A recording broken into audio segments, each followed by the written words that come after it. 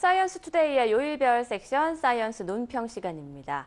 요즘 우리의 식생활, 과거와 크게 달라졌죠. 어머니가 모든 음식을 직접 만들어주던 시대는 지나갔습니다. 외식의 기회도 늘어났고 또 식품점을 가득 채우고 있는 가공식품의 소비도 크게 늘어났죠. 간장, 된장, 고추장 같은 기본 양념들도 공장에서 대량으로 생산한 제품을 쓰고 있고 또 대량으로 김치를 생산하는 공장도 많습니다. 오늘은 서강대 이덕환 교수와 함께 식품 첨가물에 대해서 자세히 알아보도록 하겠습니다. 교수님 안녕하십니까? 네, 안녕하세요. 네, 웰빙 또 먹을거리에 대한 관심이 높아지면서 누가 언제 어떻게 만드는지 모르는 이 가공식품에 대해서 좀 안전한지 우려하는 분들이 많은 것 같은데요. 가공식품 안전한 건가요? 예, 우선 가공식품을 안 먹고 살 수 있는 방법은 이제는 아마 없어진 것 같습니다. 네. 그래서 가공식품에 대해서 좀 우리가 적극적인 자세를 가져야 될 것 같아요. 많은 분들이 가공식품에 대해서 불안해하고 있는 거는 사실입니다. 지금 말씀하신 것처럼 누가 만들었는지도 모르겠고 어떤 원료로 어떻게 만들었는지도 모르겠다 하는 게 이제 제일 큰 불안의 시작이죠. 두 가지 질문이 있습니다. 하나는 이 가공식품을 정말 끝없이 내가 먹고 싶은 대로 많이 먹어도 되느냐, 더군다나 평생 먹어도 되느냐, 이런 질문이 있고요. 그 다음에 이 가공식품이 모든 사람한테 안전한 거냐, 이런 두 가지 요소 때문에 아마 소비자들이 굉장히 불안해하는 것 같습니다. 네. 우선 가공식품에 대해서도 우리가 집에서 주부들이 어머니가 만들어주신 음식을 먹을 때하고 똑같은 법칙이 성립이 됩니다. 네. 편식은 좋지 않습니다. 그러니까 똑같은 가공식품, 한 가지 가공식품을 엄청난 양을 소비를 하고 장기간에 걸쳐서 소비를 하면은 좋을 리가 없죠. 네. 마찬가지로 집에서도 같은 그 반찬만 계속 먹으면 문제가 됩니다. 그러니까 이 골고루 균형 있는 식사가 필요하다는 그 진리는 가공식품에도 그대로 적용돼서 가공식품도 편식을 하면 안 됩니다. 그리고 누구에게나 안전하냐 하는 질문은 우리가 집에서 먹는 음식도 누구에게나 안전하지 않습니다. 네.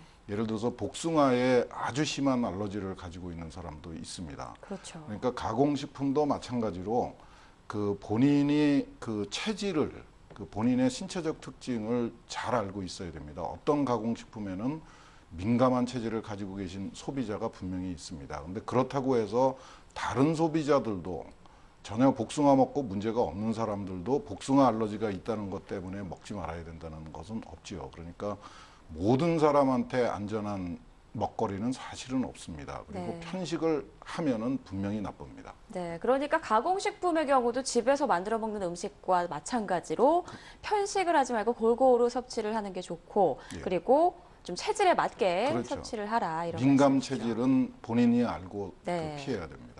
그리고요, 가공식품의 포장을 이렇게 들여다보는 경우가 많거든요. 어떤 예. 성분이 들어가 있는지. 그런데 정말 깨알 같은 글씨로 굉장히 많은 내용이 적혀 있습니다. 알아보기도 힘든데 어떤 내용이 포함이 되어 있는 건가요? 이게 이제 가공식품에 대한 소비자의 불안이 점점 커지면서 이 소비자하고 정부하고 이 기업들 사이에 이 서로 이제 노력을 하고 있는 중입니다. 네. 그 깨알 같은 글씨 속에는 어떤 원료로 어떤 목적으로 어떤 방법으로 그 생산했다는 내용이 들어있는데 이게 참 난처한 게 저희가 집에서 그 어머니가 반찬하시는 조리하는 과정 저희 잘 모르죠. 그렇죠. 마찬가지로 그 식품 공장에서 가공하는 과정 사용하는 그 원료에 대해서 우리 잘 모릅니다. 네. 그래서 정보를 많이 제공해 주는데 이게 소비자한테는 소화불량이 되고 있는 상황입니다. 그래서 의도는 좋았는데 상당한 개선이 필요한 상황입니다. 네. 이게 뭐 되어가는 과정이기 때문에 조금 더 개선이 필요하겠죠. 그렇죠. 네, 또 가공식품 하면 또 식품 첨가제에 대한 거부감들이 많은데요. 정확히 예. 식품 첨가제가 무엇을 말하는 건가요? 이게 참 그 요즘 우리 사회에서 굉장히 심각합니다. 어느 정편에서 MSG라고 하는 네. 것이 인공 조미료고 절대 먹으면 안 된다고 강조를 해서 그 사회적으로 큰 파장을 일으키고 있는데요. 인간이 참 이상한 동물입니다. 다른 동물은 인간처럼 이렇게 식품을 요리해서 먹는 그 동물은 없습니다. 그냥 네. 먹거리가 생기면 그냥 먹죠. 인간은 그 요리라는 그 기술을 개발한 덕분에 참 다양한 그 식생활을 하게 됐고 우리의 소화나 그 이 건강에도 큰 도움이 됐을 뿐만 아니라 문화적으로도 엄청난 그 다양성을 확보하게 됐습니다. 근데 네. 이 식품 첨가제라고 하는 거, 요거는 우리가 가정에서 음식을 조리할 때도 양념이라는 거를 씁니다. 그 양념들은 우리가 익숙하게 이름을 들어봐서 좀 익숙하게 느껴지는 거고요. 네. 공장에서도 가공식품을 만들 적에 양념을 씁니다. 근데 공장에서 쓰는 양념을 우리가 식품 첨가제라고 부르는 거죠.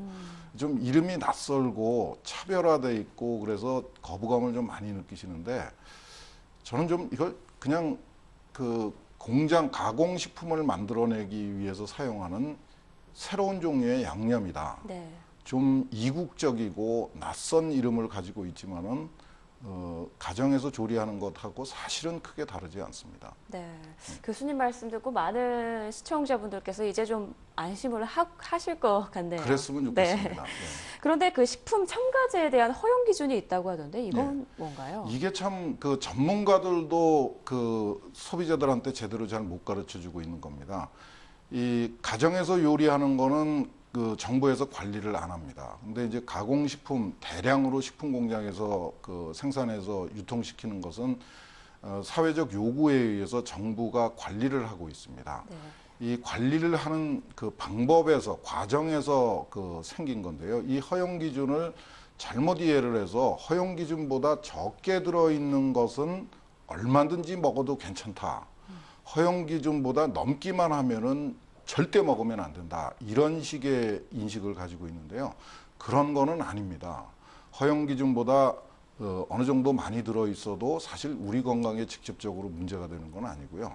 이 허용 기준이 나라마다 다릅니다. 그게 굉장히 중요한 의미를 가지고 있습니다. 네. 사람이 다른 건 아니죠. 우리가 미국 가서 미국의 허용 기준을 따르다가 우리나라에 돌아와서 갑자기 허용 기준이 없거나 더 느슨할 경우에 무슨 문제가 생기는 건 아닙니다.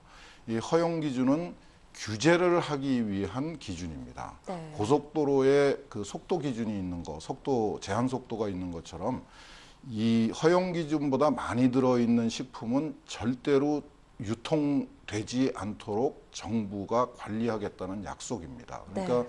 대부분의 그 정상적으로 생산돼서 유통되는 가공식품에는 허용 기준보다 낮은 양의 첨가제가 들어있고 네. 그거를 정부가 식약처라고 해서 식품의약품안전처라고 해서 지금 격상을 시켰습니다.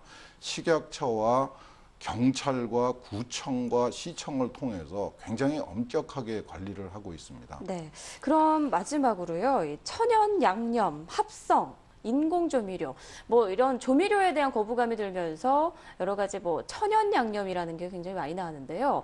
각각 다른 건가요? 어떤 차이가 있습니까? 참 이게 그 식품 회사들이 경쟁이 굉장히 치열합니다. 예. 대부분의 이런 논란들은 식품 회사들 사이에 경쟁을 하는 과정에서 서로 시장 점유율을 늘리기 위한 이 마케팅 수단으로 노이즈 마케팅이라는 게 있습니다. 네네.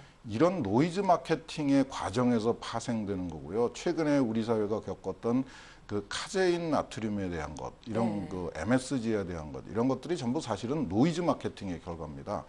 말씀을 드리면 우리가 그 식약처에서 허용되는 그 식품 첨가물들은 대부분은 천연입니다. 네, 그렇군요.